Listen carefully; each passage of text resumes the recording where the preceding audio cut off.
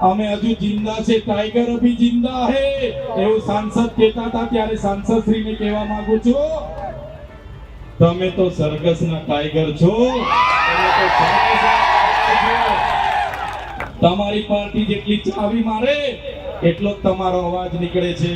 અહીં બેઠેલા અમારા બધા ટાઈગરો જંગલના ટાઈગર છે, જંગલના ટાઈગર। નમસ્કાર, આપ જોઈ રહ્યા છો નિર્ભય ન્યૂઝ। હું છું આપની સાથે પ્રથમ મોદી। 15 તારીખે પ્રધાનમંત્રી નરેન્દ્ર મોદી ગુજરાત પ્રવાસે છે અને એમાં પણ દેડિયાપાડાના પ્રવાસે છે। એની પહેલા ચૈતર વસાવા જે અત્યારે સામાન્ય કરતા વધારે અત્યારે એક્ટિવ જે છે જોવા મળી રહ્યા છે। મારા સહયોગી હંસિની આપણી સાથે જોડાયા છે। હંસિની જોડેથી સમજવાનો પ્રયત્ન કરશું કે ચૈતર વસાવાનું આટલું એક્ટિવ થવું એનું પાછળનું કારણ શું હોઈ શકે। જી પ્રથમ એટલે બિલકુલ અત્યારે ગુજરાતના રાજકારણની પરિસ્થિતિ સમજવી ખૂબ જરૂરી છે। ગુજરાતના રાજકારણમાં આપણે જોતા આવ્યા છે કે અત્યારે હાલ આદિવાસી વિસ્તારની અંદર રાજકારણમાં ગરમાવો જોવા મળ્યો છે। ઘણા બધા નેતાઓ છે એકબીજા ઉપર આરોપ મૂકી રહ્યા છે। ખાસ કરીને ઘણી બધી વખત આપણે જોતા આવ્યા છે કે ચૈતર વસાવા આ દરેક મુદ્દાને લઈને ખૂબ જ ચર્ચામાં આવતા હોય છે। એવામાં ડેડિયાપાડાના ધારાસભ્ય એટલે કે ચૈતર વસાવા છે તે પણ નરેન્દ્ર મોદી જે દિવસે એટલે કે વડાપ્રધાન નરેન્દ્ર મોદી જે દિવસે ગુજરાત આવવાના છે એ દિવસે પોતાના કાર્યક્રમોની પણ ક્યાંક ને ક્યાંક જાહેરાત કરવામાં આવી છે। એટલે સૌથી પહેલા તો જે રીતે અત્યારે હાલ ચૈતર વસાવા એક્ટિવ થયા છે ને ફક્ત હમણાં નહીં, ચૈતર વસાવાની એક્ટિવનેસ છેલ્લા ઘણા સમયથી જોવા મળી રહી છે। આપણે જોયું હતું કે ચૈતર વસાવા જેલમાં ગયા હતા, તેમની સામે જે બધા આરોપો મૂકવામાં આવ્યા હતા એ બાદ શરતી જામીનના આધારે અત્યારે હાલ ચૈતર વસાવા જેલની બહાર આવ્યા છે। જેલની બહાર આવ્યા એ બાદ આપણે જોયું હતું કે તેમના દ્વારા ઘણી બધી વાતો કહેવામાં આવી હતી અને ઘણા બધા એવા આંદોલનો કરવામાં આવ્યા હતા। જૂના રાજની અંદર પણ આપણે જોયું હતું કે ખાસ કરીને રોડ રસ્તાને લઈને આખી પદયાત્રા કાઢવામાં આવી હતી।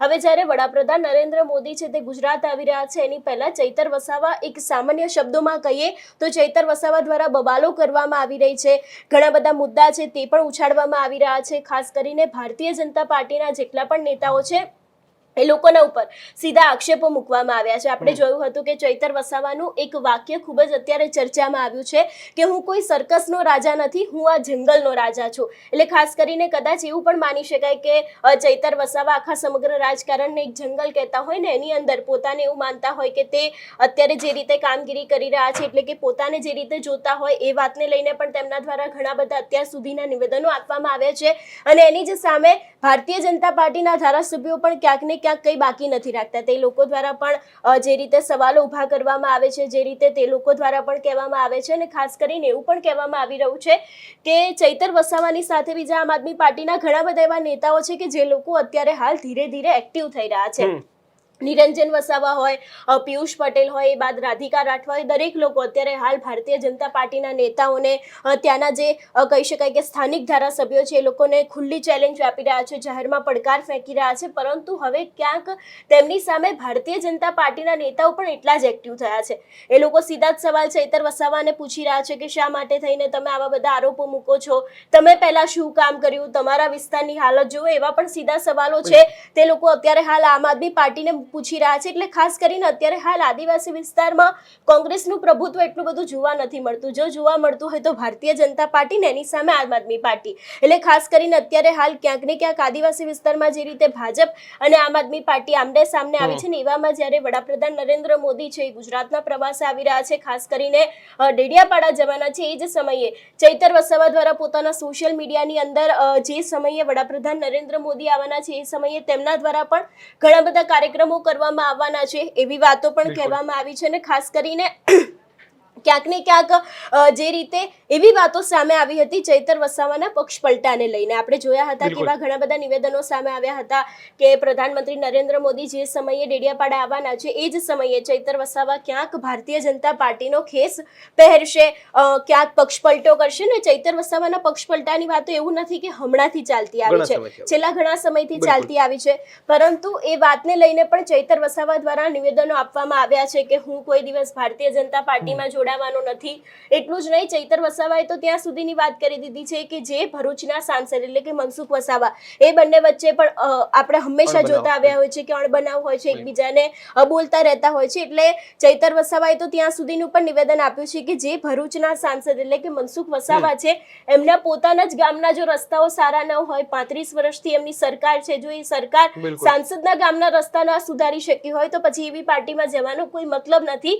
આ શબ્દો ચૈતર વસાવાના છે ને આપણે જે તે સમયે આ વાતને ખૂબ જ કહી શકાય કે એક રીતે આપણે બહાર પણ કાઢી હતી કે ચૈતર વસાવાએ મનસુખ વસાવાને લઈને આવું નિવેદન સામે આવ્યું છે. જ્યારે ચૈતર વસાવા એમના પેલા ગામમાં પદયાત્રા કરવા ગયા હતા તે સમયે બિલકુલ બિલકુલ. એટલે ચૈતર વસાવા જે સમયે અવારનવાર આવું કહેતા હોય છે કે મનસુખ વસાવા આવી રીતના કામ કરે છે, મનસુખ વસાવા ઉપર આકરા પ્રહાર કરતા હોય છે ને એ સમયે મનસુખ વસાવા છે એ પણ ચૈતર વસાવા માટે કંઈ બોલવામાં બાકી નથી રાખતા એવું પણ કહી શકાય. મનસુખ વસાવા પણ અવારનવાર જે પણ હોય છે, જે સત્ય હોય છે કહી દેતા હોય છે, ચૈતર વસાવા ઉપર આંકડા પ્રહાર કરતા હોય છે. પરંતુ અત્યારે પ્રથમ એક રાજકારણની અંદર એક સૌથી સવાલ ચર્ચિત એ કહી શકાય કે જે રીતે વડાપ્રધાન નરેન્દ્ર મોદી આવી રહ્યા છે તો શું ચૈતર વસાવાની લોકપ્રિયતાને કોઈ ફરક પડશે કે કેમ?